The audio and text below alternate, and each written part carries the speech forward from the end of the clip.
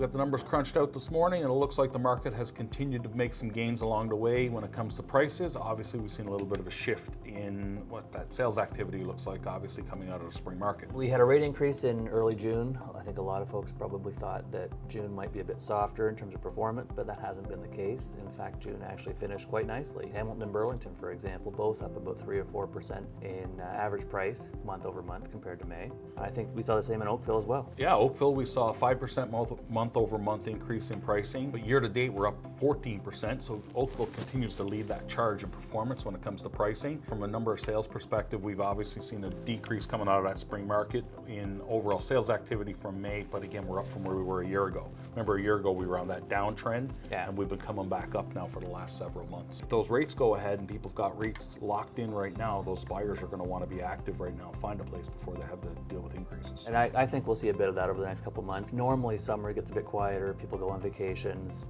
and if that happens, there might be some opportunity for those who are going shopping. It's been a healthy June, and I think onward into the summer, I think we're in a pretty healthy spot. We're still suffering with inventory levels out there, so even though we've seen some more inventory come on the market, we're still well below those numbers that we're used to historically. Questions always, when should we go on the market? And our answer continues to lean towards that. The best time to go on the market is when you're ready, but holding off for a certain season, what's going on right now is proving that doesn't necessarily need to be the case. No, it doesn't, and obviously it has to be what's best for you, and the timing has to work for you. If you have the opportunity to, strike while the iron's hot, and I think in terms of inventory levels, if inventory is a bit low, you got an active buyer pool and a healthy, attractive product, you might want to think about getting that property ready. So as much as we've had a healthy June and positive numbers, everybody's neighborhood's going to perform a little bit differently. And so, of course, the message, as always, subscribe to our newsletter.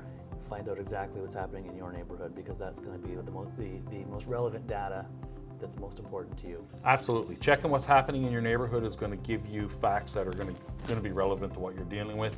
And of course, as always, if you are curious about what your home is worth and what your home is going to sell for in your particular neighborhood, how it compares, feel free to reach out to either one of us, and we'll be more than happy to get you comparative market analysis and let you know where your home stands today in today's market. We'll see what next month brings. Yeah, July is always an interesting month, up and down, so we'll see what happens.